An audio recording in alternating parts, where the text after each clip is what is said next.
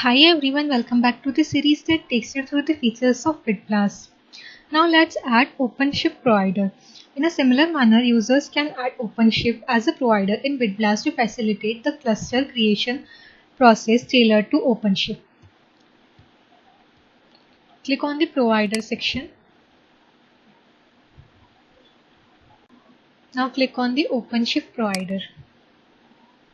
Users simply need to fill in the specific fields for OpenShift, including key name,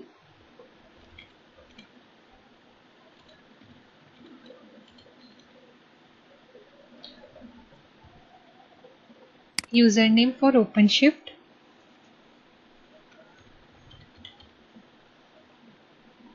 password,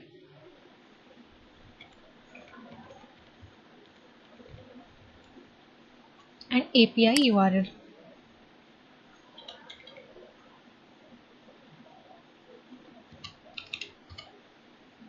Once these details are provided, click on the Add Provider button.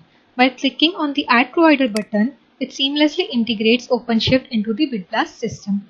This streamlined process ensures that users can efficiently configure OpenShift as a provider, establishing the necessary infrastructure for creating clusters compatible with OpenShift environments.